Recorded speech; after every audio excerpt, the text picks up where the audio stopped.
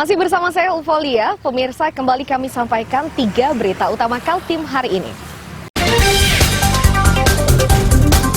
Tempat pembuangan akhir sampah di Bukit Pinang Samarinda terbakar. Kondisi ini menyebabkan aktivitas warga terganggu.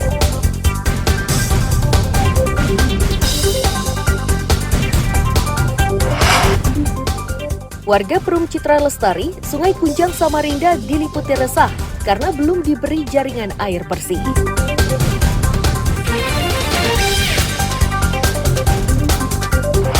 Otorita Ibu Kota Negara kian melebarkan sayap. Kali ini mereka menggandeng Pertamina untuk kerjasama bidang lingkungan.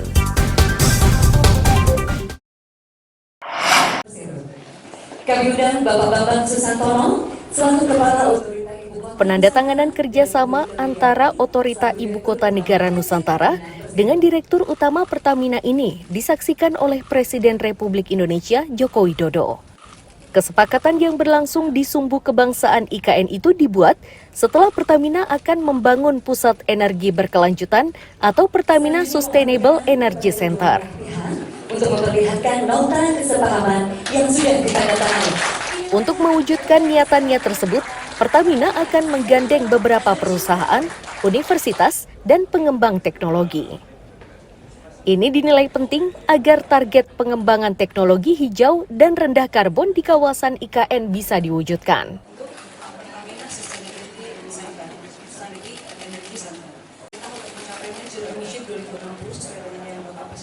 IKN ini kan dikembangkan dengan konsep zero emission, semua energi yang digunakannya. Dan untuk itu tentu kita juga perlu mempersiapkan semua ekosistemnya. Dan kita sama-sama tahu dari hasil G20, B20 bahwa 3 tantangan utama itu yang pertama adalah teknologi, yang kedua adalah penyiapan tenaga kerja yang sesuai dengan future energy, dan yang ketiga adalah finance. Nah, untuk 2 hal ini yang akan kita perkuat di sini. Karena Indonesia memiliki sumber daya alam yang sangat besar untuk new renewable energy dan juga punya market yang besar. Jadi kita punya teknologi. Kita tidak akan bekerja sendirian. Kita akan menggandeng global company, global university, global research and technology development untuk mengembangkan di sini. Nah, kenapa tadi saya menyampaikan bahwa IKN ini bukan hanya bisa mencapai net zero, tapi juga adalah negatif emission. Mulai 19 sampai 30. Sementara pembangunan pusat pemerintahan di IKN masih terus berlangsung. Presiden berharap tahun mendatang sudah bisa melaksanakan upacara pengibaran bendera Hari Kemerdekaan di IKN. Amir Hamzah dan Riani Mantini melaporkan dari Balikpapan.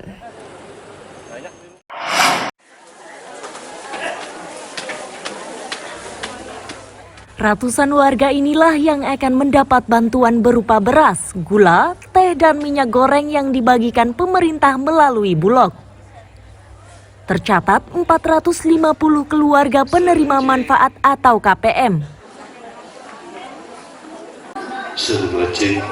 Direktur Utama PT Bulog Budi Waseso menyatakan bantuan ini diberikan untuk meringankan beban warga yang terdampak oleh kenaikan harga beras.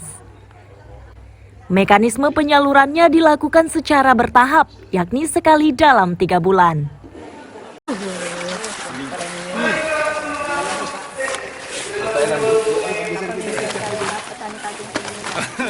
Ada 2 model penyaluran, yaitu penyaluran untuk bantuan pangan kepada KPM, ya, yang diterimakan kepada 21,3 juta KPM seluruh Indonesia, yang masing-masing menerima tiap bulannya 10 kg. Cadangan nasional, ya, itu kita udah 2 juta, ya, penugasan.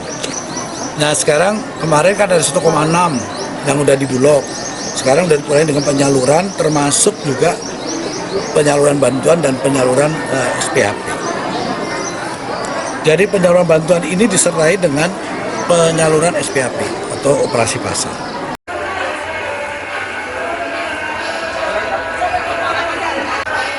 Warga yang mendapatkan bantuan senang.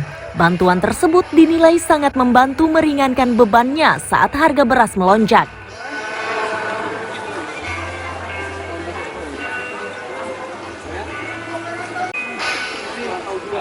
Perasaan saya kayak naik di langit gitu loh, dapat berikan dari Allah.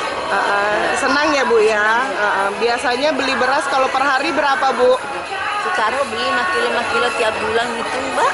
Berapa memang kan sekarang beras mahal. Iya. Alhamdulillah kita berdoa mudah dapat itu dari Allah. Alhamdulillah kita berdoa dari hamba. Iya. Biasa beli beras di harga berapa Bu? Ya berapa sekarang? Yang harga 13 ke 14 Mbak. Sekarang naik jadi berapa Bu? Nah sekarang mahal juga sekarang dan murah.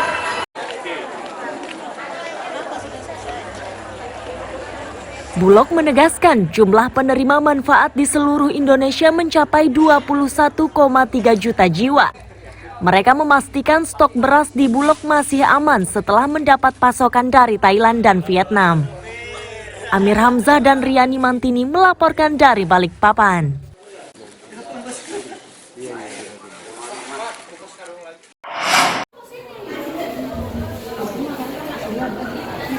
Satu demi satu anak yang terdaftar mengikuti sunatan massal di Koramil Sambaliung memasuki ruang sunatan. Kegiatan untuk memeriahkan HUT ke-78 TNI itu dirangkai dengan donor darah dan pengobatan gratis. Komandan Kodim 0902 Berau, Letkol Infanteri Doni Fatra berharap bakti sosial ini mampu meringankan beban warga. Ia juga berharap pemerintah turut memberi perhatian, terutama untuk penyaluran sembako.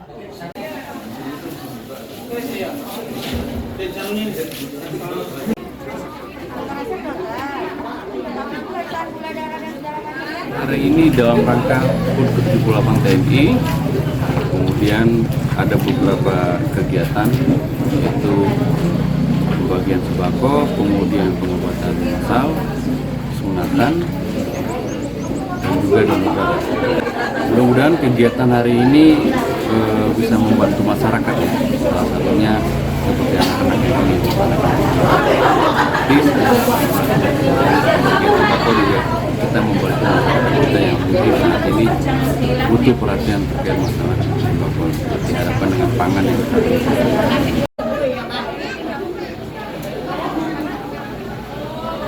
Para orang tua yang anaknya mendapat bantuan sunatan massal mengaku senang.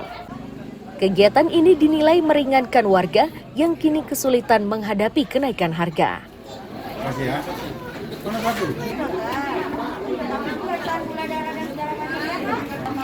Sekali, mudah-mudahan tahun depan ada berkelanjutan atau di mana-mana kan. Ini sangat membantu warga.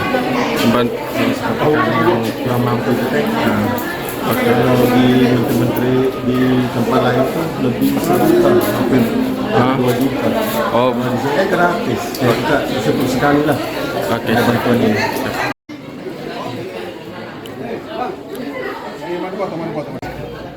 Belasan anak yang selesai disunat masih diberi bingkisan berupa sembako. Amir Hamzah dan Miko Gusti melaporkan dari Kabupaten Berau.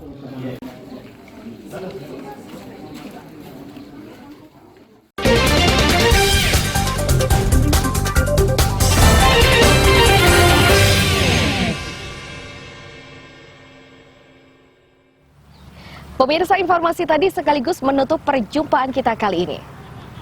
Akhirnya Selvolia beserta tim redaksi yang bertugas mengucapkan selamat pagi, selamat beraktivitas, sampai jumpa.